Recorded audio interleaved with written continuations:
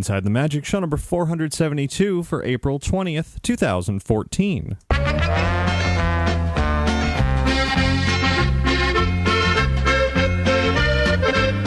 It is Sunday, April 20th, 2014. This is show 472 of Inside the Magic, and as always, I am your host, Ricky Briganti, with a whole lot of fun from the world of Disney and beyond. Before I get to all of it, I invite you to visit our website at InsideTheMagic.net. There you'll find all of our podcasts, videos, photos, news, articles, and plenty more. And if you ever have any news, tips, questions, comments, anything you want to send in whatsoever, you can do so by emailing me at ricky@InsideTheMagic.net, or you can call and leave a message at 407-494-4ITM. That's 4486. And now, let's get on with the show. This week's episode of Inside the Magic is brought to you by Magical Travel. Here's an exclusive Magical Travel offer. Beat the heat this summer and book a Walt Disney World package for travel between May 1st and September 26th, and you will receive a free one-day water park ticket for your entire family. You can choose between Blizzard Beach and Typhoon Lagoon. The offer ends at the end of this month, April 30th. So you have to book your package by April 30th to receive your free water park tickets. Do so by calling Magical Travel today at 866-207-8387 or visit them online at magicaltravel.com to receive a free price quote. And be sure to mention Inside the Magic when you do that to receive a free Disney gift card for qualifying bookings when you book your Disney vacation with Magical Travel. And thanks very much to Stephen Brumfield for your donation this week. And now, let's get started with a trip around the world.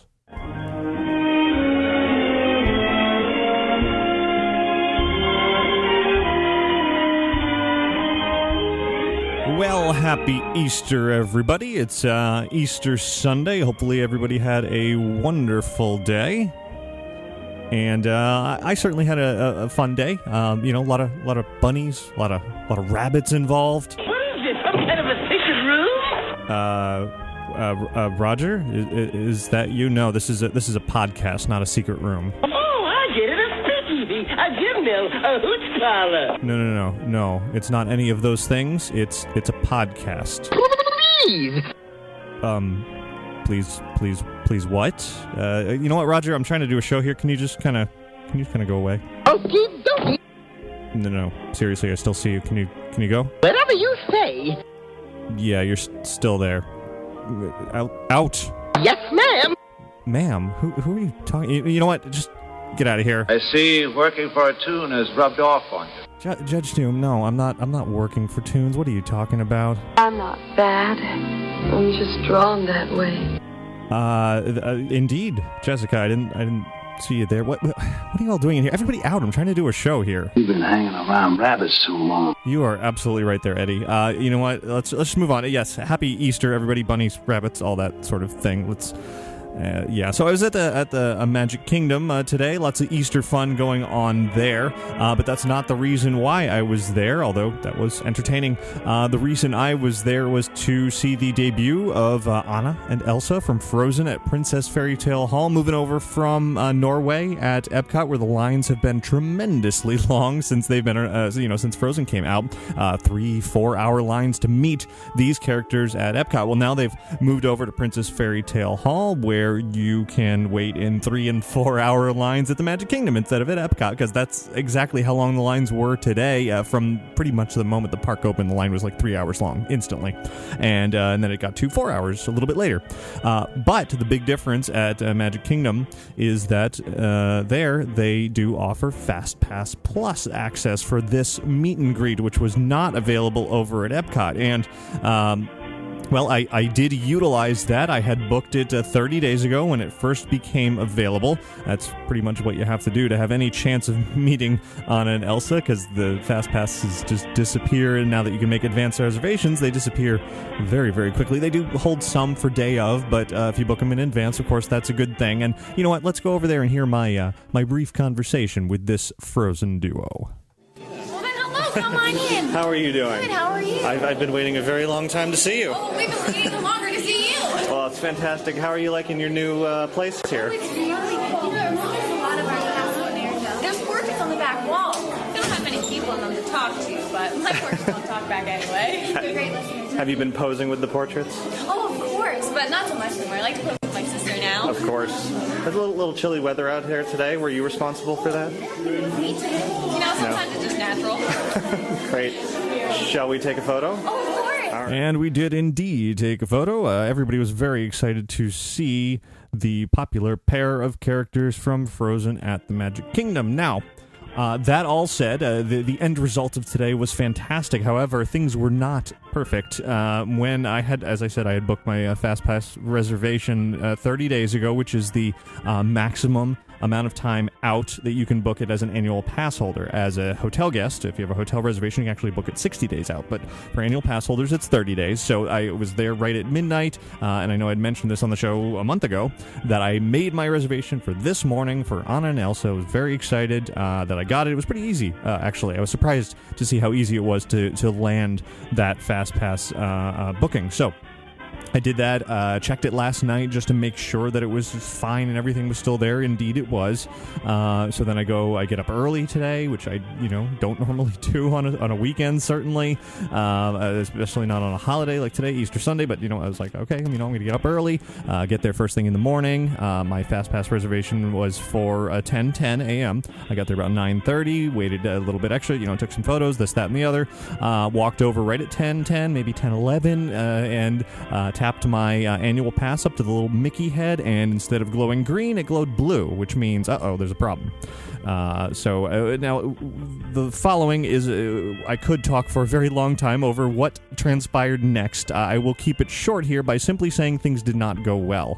For the next 2 hours or so, I was hopping around the park trying to get this resolved, going from the location of Princess Fairy Tale Hall over to Town Square Theater, where they sort of have FastPass Plus headquarters, over to City Hall at Guest Relations, and absolutely nobody was able to help me whatsoever. In fact, ultimately a supervisor checked with their IT department, and they basically said, no, I had never booked it. They couldn't see any record whatsoever, which of course was not true. Long story short, after a couple of hours of bouncing around, not getting into the meet and greet, I was ready to head out of the park, and on my way out, I was literally walking toward the exit. I got a phone call on my cell phone from Walt Disney World Guest Relations, who apparently had still been looking into the problem after the supervisor had contacted their IT department, and they found some glitch behind the scenes eventually. Fortunately, I hadn't left a little bit earlier, and they got actually got my home number from my Disney Experience account, and then my wife gave them my cell phone number, and they called me, and they said, good news, we discovered there was a technical glitch, we've fixed it now, and we're going to set you up with a FastPass Plus reservation to go meet Anna and Elsa. And so I did, as you heard. But the wait time when I got there was 3 hours. Ultimately, it took me about 2.5 hours to get in there for what was supposed to be a very quick experience. When I finally did get that FastPass Plus reservation, it probably only took me 1 minute to see them. Like, the time that it took for me to walk to them was the only amount of delay. There was literally no wait whatsoever for FastPass Plus. Meanwhile, the standby line was 3 to 4 hours long. So there's certainly a wonderful advantage to have the FastPass Plus, but the glitch, and it didn't only happen to me, it happened to a couple of friends of mine today who had the same time, and since I was tweeting and posting about this, and I wrote a big thing over on InsideTheMagic.net about it if you want to read more details about the fiasco today. And anyway, long story short, as I said, ultimately it was fine, but it was a big headache, and hopefully this is not going to happen continuing. Hopefully, now that this glitch has been identified, they've fixed whatever it is. I have heard reports of other people's fast passes, especially for Anna and Elsa, just magically disappearing like this, just poof, gone. So check your accounts. Definitely make sure if you've booked one that it is still there. So yeah, not the greatest FastPass Plus experience. It is still in testing. There are bugs to be worked out, and this was certainly a big one. Not, of course, everybody didn't run into this. A lot of people today had the bookings, went through, no problem, got in, just a couple of minutes. So it is a good thing to have when it works. Moving on from that over to Disney's Animal Kingdom, a new character of sorts debuted this weekend. It's Professor Parker Woodson and her pet raptor, V. Velociraptor, that is, V. And you might remember the interactive audio animatronic Lucky the Dinosaur from several years ago.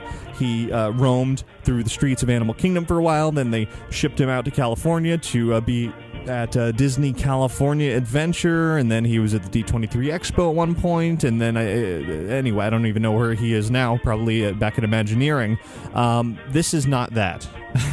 This velociraptor named V at Animal Kingdom is, if you've seen one of those prank videos on YouTube where it's like an office building and suddenly a raptor comes storming in and everybody freaks out because it's a realistic looking dinosaur wreaking havoc, and then quickly you realize, oh, it's a guy in a suit. Well, that's what it is. It's a guy in a suit, except it's not that good looking, especially in the broad daylight. When you're staring at it for a long time, you can kind of see the suit guy. So yeah, not Lucky the dinosaur at all. I put a picture over on our Facebook page, and it's a test. I don't think V will be around for very long. Tickets for Disney D23's Destination D Attraction Rewind have gone on sale for gold and silver members a few days ago. I haven't heard anything about them selling out just yet, but here's the interesting tidbit. If you want to go to Attraction Rewind in November, it's out here at Walt Disney World. It's going to include the Pleasure Island special evening event with the Adventurers Club return and things like that. If you want to go to it and you're not a gold or a paid member for D23, you're just going to be like, oh, well, I'm a free member. I'll wait for the free tickets to go on sale. It actually makes financial sense for you to purchase the silver membership of D23 and then buy the discounted price for Attraction Rewind. I think you save like $20 by doing that. And you have a D23 paid membership to go with it. So if you were considering it, do the math, make sure I'm correct on that, and then make your own decision if that makes sense for you, but it probably does. Let's hop over to Tampa at Busch Gardens, where Falcon's Fury, the big new drop tower, was supposed to open pretty soon, but now it's been delayed. Testing and construction issues going on, I guess. They had some media events scheduled that they have now canceled. They have not set an opening date yet, so it's coming soon. Let's hop out to California to Knott's Berry Farm, a park I don't talk about that much here on the show, but some exciting things are going on over there. Their Timber Mountain log ride recently had the show elements all replaced, new animatronics, all that sort of thing. Looks great. Now they're doing the same for their Mine Train ride. We've been talking about, of course, the Seven Dwarfs Mine Train at Walt Disney World. Well, Knott's Berry Farm has their Calico Mine Train that's way old. It's a super old theme park attraction, really deserving of an update. And that's exactly what it's getting with Garner Holt behind the new advanced audio animatronics and show elements that are going in there. In addition, they're working on upgrading Camp Snoopy as well. So we have a preview for both of those over on our website. Some videos, some photos, some information, some interviews. So if you're interested in Knott's Berry Farm, just down the road from Disneyland, like one exit up the highway from Disneyland, head over to the website, check all that out. Also in Anaheim this weekend was WonderCon, which is sort of the baby sister of San Diego Comic-Con. It was at the Anaheim Convention Center, same place that the D23 Expo has been held. Took over with comic books and presentations about movies and TV and lots of cosplay and all that sort of thing. Typical Comic-Con type stuff. It's the third time it's been in Anaheim. Previously, it was in San Francisco. You want to see some photos and some info from that, head over to the website, including some information on a panel about Frozen that was there. Sort of the story and storyboards and songs and that sort of thing. Some interesting tidbits about that. So you can read about that over on the website as well. Back out here to Orlando, outside of the theme parks on International Drive, some big things are on the way, and we've learned some new details from Legoland owner Merlin Entertainments. This is not Legoland related, however. It's about 3 new attractions that are coming to International Drive, which is, just down the road from Universal, down the road from SeaWorld, like literally down the road, and then just a short highway drive away from Walt Disney World. It's iDrive 360 is the new name of what was formerly called the iDrive Live project, which is this massive complex that's under construction now, taking up a huge swath of iDrive just south of Sand Lake Road. It's now set to open in spring 2015. That's newly announced, along with some details about their 3 major attractions, which are the Orlando Eye. If you know the London Eye, the big Ferris wheel, well, it's basically Orlando's version of that.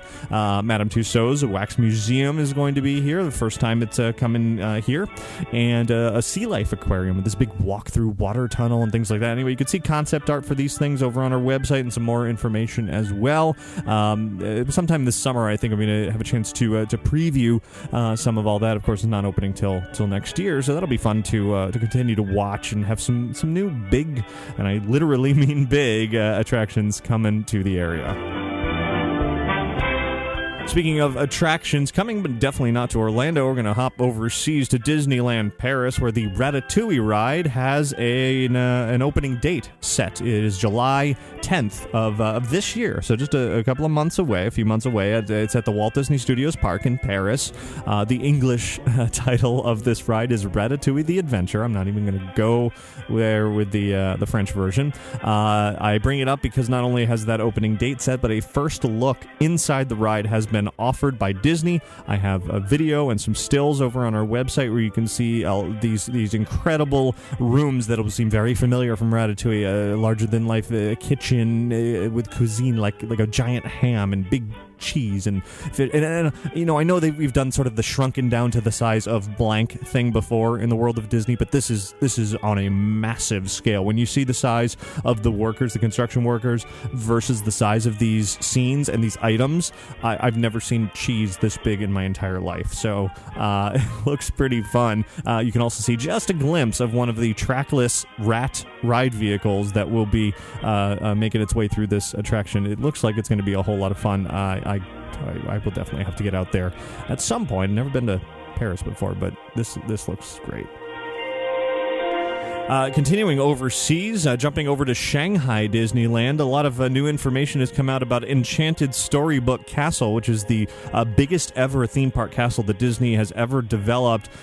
Shanghai Disneyland's opening in late 2015, so we're still a while away, but some details of the architectural design work have come out for Enchanted Storybook Castle. Disney gave a presentation recently about sort of their 3D design of the castle and all the elements that go into that, so a lot of that's over on our website, but just in short here are the elements that are part of this Storybook Castle. There's going to be a grand staircase, multiple stories, of course, hence the staircase, a restaurant, an area for an outdoor stage show with fountains, theatrical lighting, fireworks. There's going to be a salon, presumably a bibbidi-bobbidi boutique of sorts, a store, a garden, character areas, 2 attractions, not just the boat ride that we've already known about, but also a walkthrough experience of some sort, all inside the castle. That's pretty awesome. It's going to be 196.8 feet tall, taller than Cinderella Castle. This thing is going to be massive. Shanghai Disneyland is certainly going to be very, very unique. Certainly something to pay attention to for those who have watched all of the Disneyland-style parks be built around the world over the years. This one is shaping up to be something pretty special. One more bit of overseas news, except we're going to jump companies over to Universal Studios Japan, where they have announced the opening date of their Wizarding World of Harry Potter. It's opening July 15th of this year, so just 5 days after Disneyland Paris is opening Ratatouille. Of course, yes, different parts of the world, but yeah, so Wizarding World in Japan. Some details have been announced. They're going to have, of course, Hogwarts Castle with Harry Potter and the Forbidden Journey. Flight of the Hippogriff ride will be there. Hogsmeade Village will be there. No Dragon Challenge roller coaster. Naturally, it doesn't really need to be there. That was a retrofit for what used to be Dueling Dragons out here in Orlando at Islands of Adventure. No need to build that new somewhere else because it doesn't really fit in. However, there still will be an element of the Triwizard Tournament with the Beauxbaton and Durmstrang students doing their thing out in the streets, and there will be, of course, a variety of stores and restaurants, and really kind of all the same sorts of things that are here in Orlando, but in Japan instead. So that is coming this summer. And that'll do it for your news from around the world this week.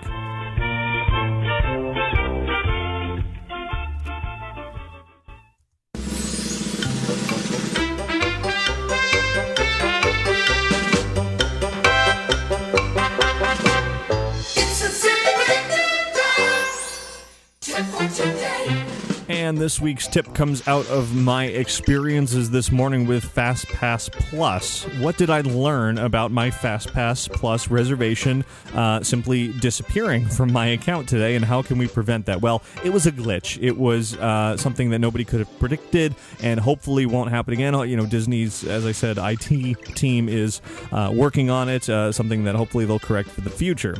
However, just in case, one of the ways today that I just in case something had gone wrong, I had taken a screenshot of my FastPass reservation, just, so I could show that in case for some reason it didn't work. Well, I did show that, and it didn't help. They basically said, well, you could have doctored that. You could have made your own version, changed the text, whatever, and just presented it. So they don't accept screenshots or anything of the sort. And that got me thinking, well, what do they accept? Well, they don't accept that. They wouldn't accept something on paper. They really wouldn't accept anything. It's basically your word against Disney's computer system, which is a little troubling, because if something goes wrong with their computer system, any FastPass reservations that you'd made, they're basically gone.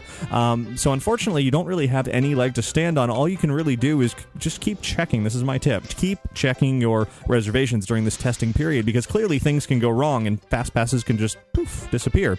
I booked it 30 days ago and it was gone. So keep checking your account, and if for some reason something does disappear, contact Disney, do whatever you can to get them to reinstate it, or just try to book it again. Maybe it'll still be available on the website, but don't wait until morning of, like today, and then have it vanish. Certainly, it wouldn't hurt to bring some proof, printouts, screenshots, that sort of thing. It might help a little bit, but don't rely on it. Just make sure everything is all set up in advance before you go to the park by double checking, just to be safe. Everybody else, email your tips into tips@insidethemagic.net.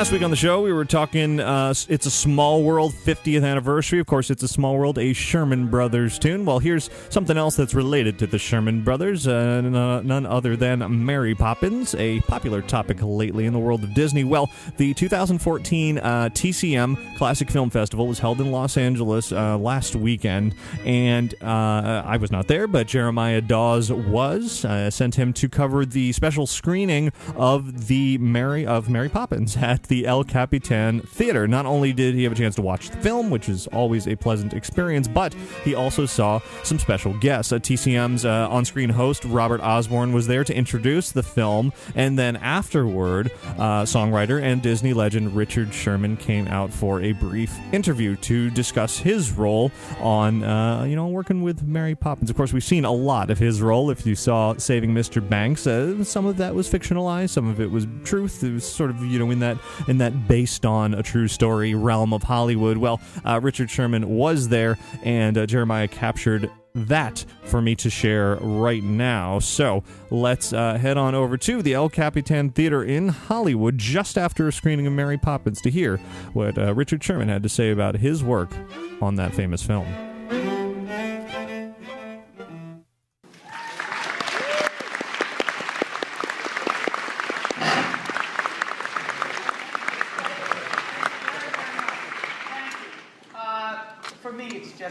A thrill to be here today, to get a chance to introduce to you one of the masterminds behind this incredible movie.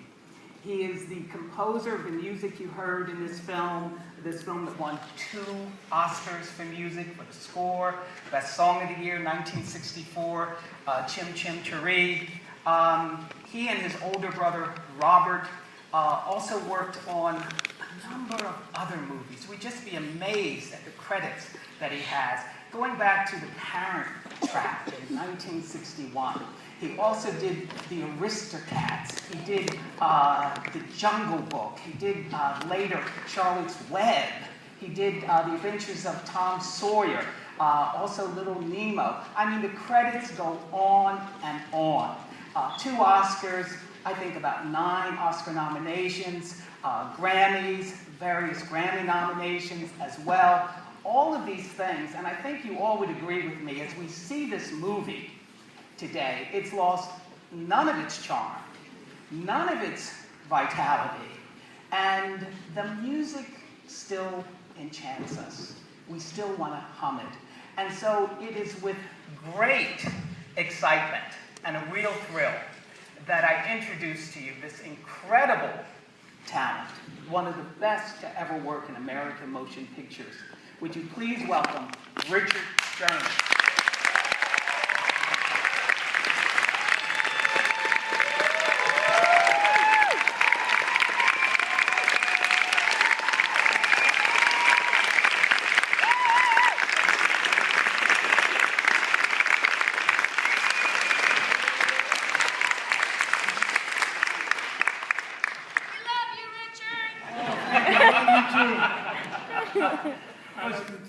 She sums it up for us. Richard, you know, this movie is now 50 years old. That's right. It came out in 1964. What are your feelings about it today? Well, you know, it's like slightly surreal. It's slightly unbelievable that it's 50 years. I really don't feel that. It's been so much a part of my life for so very, very long. Long before Mary Poppins came out, it was a part of my life. From 1960 on, it was very much a major factor in my life, in my development as a songwriter with my brother Bob. And so I feel like it's always been part of me, although it's only a 50-year period. I feel like I was born about that time, because it's true. It changed my life. It changed our entire lives. Are you still excited by the performances? I think that Julie and Dick and David Tomlinson and Linus Johns and everybody involved in this film were just superb. They were great. I think Julie, it really isn't true. Julie proved herself to be a superior talent, and she went on to do countless classic films, and she's just a great legend. And she's as nice and sweet and humble as she was when she was a young woman trying to do her first movie at Disney Studios so many years ago. Well, you know, when you say that she is sweet and humble, it brings to mind someone else connected with this movie who was not so sweet and humble. And yes. Someone we've seen in the movie Saving Mr. Banks, which deals with the making of this. Can you tell me first how you came to be involved with Mary Poppins, right, and why Walt Disney wanted to do it? Absolutely, Donald. Actually, Walt Disney's children were laughing at a series of stories that they were reading in this book by a lady by the name of P.L. Travers. And Walt Disney came by their room one day when they were little youngsters in the late 30s, early 40s. I think it was about 41 or 2, something like that. And he said, "What are you laughing at?" And they said, "Mary Poppins, it's a wonderful book. It's so funny that this Uncle Albert flies in the air and he laughs and he fills with laughing gas." And he said, "Can I borrow your book?" And he said, "Sure." And he read it. And he was enchanted by these wonderful, magical stories and this enchanting character, this Mary Poppins, who flies out of nowhere on the east wind and flies away on the west wind. And he said, "There's something in here that could be very important. I want to do a movie about it." And the children said, "Would you promise that you'll make a movie?" He said, "Yeah." He said, "I'll do my best. I promise I'll try." And for 18 years, Walt Disney, the great producer, the great storyteller, tried to get Mrs. Pamela Travers to say, "Yes, you can make a movie on my character." And this is P.L. Travers, the author of the Mary Poppins stories. Pamela Travers, the authoress. About 1960, she had kept saying no. About 1960, she was almost completely broke. Her books weren't selling anymore, and she was about to lose her house. And she took money for an adaptation. She said, "I will give Walt Disney the opportunity to develop something, and if I like it, I'll let him do it." So he had an option. An option is not the rights. It's only an option so that nobody else can touch it until he gets his shot with it. About that time, luck played a great part in our lives, because Bob and I, my brother Bob and I, were writing songs for the popular market, and we wrote a few very big hits for a youngster by the name of Annette Funicello. Is that Tall Paul? Tall Paul, and Pineapple Princess, and the unforgettable Jojo the dog-faced boy. So, So basically, we wrote a lot of big hits for Annette, and Walt liked our work, and so we didn't know him, of course. He just heard the records that we were writing for her. And one day he asked us to come in and write a song for Annette. She was going to be in a film, and he liked that song, and he gave us some more assignments. And there was a youngster by the name of Haley Mills that he thought might be good to have a little song for her. So he gave us the opportunity to write for the Parent Trap. And we were writing songs on a piecemeal basis, just this and that. And one day he handed us a book. We had just written a song for a Zorro episode or something. The TV show. A TV show, Zorro, right. And he liked it. And at the end of this meeting, he said, "Do you know what a nanny is?" And of course, we were ready to write anything. He said, "Of course, a goat, we can write about a nanny." And he said, no, I'm talking about an English nursemaid. Oh, yeah, an English nursemaid. Sure takes care of children, right, exactly. He said, "I'd like you to read this." Now, he didn't say at that time, "I need a song for this," or "I need a song for this character," or a title song. He just said, "Read this book and tell me what you think." And so we read the books. The first book, actually. And it was enchanting. It was great. I thought the character was absolutely insane, wonderful, marvelous, except there was no storyline. There was no actual story that takes place. It's just a bunch of episodes, exciting, wonderful adventures. So Bob and I said, well, we've got to tell him it's a great character and it's wonderful episodes, but there's no story. We've got to have a story. So I think Bob and I both said, I think he wants to find out if we had a way of doing it. So we pieced together a storyline. And did you work with the writer? Not yet. Not yet? No, this is prior to Before. that. But we pieced together a story. And we had songs. We decided to put it into a period, turn of the century England, which had the English music hall style music and everything. We wrote 3 or 4 examples of the type of thing we wanted to do, and we very, very carefully asked Walt Disney's secretary, Tommy Wilk, could we have a half an hour of Walt's very precious time? Because he used to have 5-minute meetings and out, and he'd be up to another meeting. We said, we have so much to talk about. So she booked us in at 11:30 because he ate lunch at 12. And at 2 o'clock, we had sandwiches with him, and we were having coffee with him, and we were talking, and he was as excited as we were about this thing. And at one point he said, we had a sketch of Feed the Birds, and I sang it for him again, because he said, would you play that bird lady thing again? I said, okay.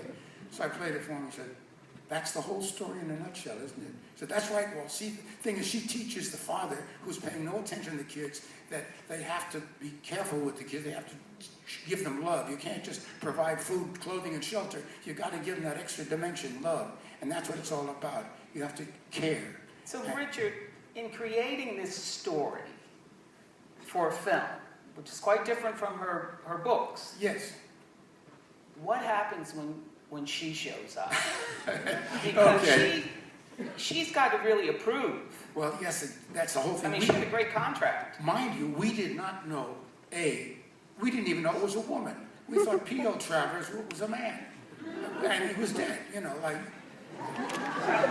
Milne, A.A. Milne, he was dead. So we said, all of a sudden we find it's a live woman, and she's going to come and say yes or no to us.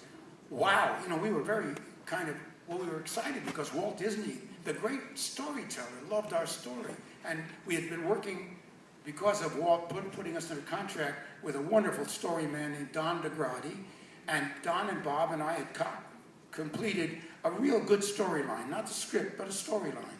And we had a good story, and we had a very great deal of material, songs and everything. And we felt very confident this is going to be great. And then she shows up. Have you ever taken a shower, a nice warm shower, gotten out of the shower, and somebody poured ice water over you? Believe me, it's true. There's a picture called Mr. Banks, Saving Mr. Banks. Yes. And in it, Mrs. Travers, played by Emma Thompson, who was just incredible. She meets the 2 brothers, the Sherman brothers, and she says, I don't even know why I'm meeting you, gentlemen. We're not going to have music in this film. No dancing, no music, no nothing. And we've been spending 1.5 years developing what we felt. Did she object to all of the songs? Was there any particular one that she seemed to warm up to in some way? Well, yes. Here's the thing. She was objecting to everything that had to do with music and everything that had to do with the father, because the father we said was the protagonist. He's the one that changes. He's the one that learns the life lessons from Mary Poppins about giving that spoonful of sugar to help the medicine of life go down. These are the things that she's teaching. And Mrs. Travers resented it because in her mind, her father was perfect. Her Mr. Banks was perfect. In real life, her father was a drunk who died when she was 8 years old. And he was a total failure. She'd idolized him. I mean, she idolized the father, the real father, but she had made a fictitious father that she really adored, and that was Mr. Banks, who was perfect. He went to the bank every day. He came home every night. They had a lovely, respectable life. She never admitted to us or to anybody that she was Australian, that she never was born. She had no royal blood from the Irish poets and everything. She made all that stuff up about herself. We didn't know this. She just invented herself. She created herself. Tell me this, because we're getting signals about time, but tell me this, that finally when it's all done, and we see this in Saving Mr. Banks, she came to the opening? Yes, she did. She wasn't invited. Walt did not want to have it. He didn't want a negative voice at this thing. He was very proud of his baby. He had worked so hard for 20 years to get this film made, and he had done it with his troupe of people. I don't want to forget the fact that there was a genius of a writer by the name of Bill Walsh who wrote the final script. Yes. Bill Walsh deserved enormous credit. And of course, Bob Stevenson, who directed it. Aside from the great cast, there were a troupe of incredible people. Peter Ellenshaw, the matte artist, who put us into 1910 England, you know, on his canvases. It was incredible, the people that worked on this thing. I mean, I speak for all of them because I know you very kindly gave me this lovely introduction, but I feel very humbled because there's 100 people that really made Mary Poppins. I mean, really the creative people who were behind it and had poured their lives into it. And I'm one of the few guys standing, and I'm still here. Well, and you deserve all the accolades.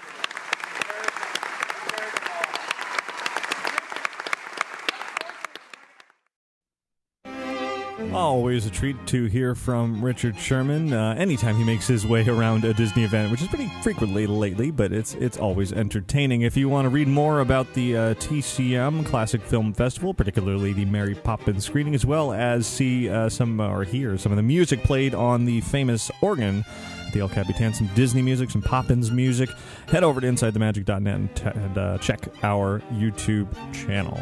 Thanks very much to Jeremiah Dawes for bringing that to us.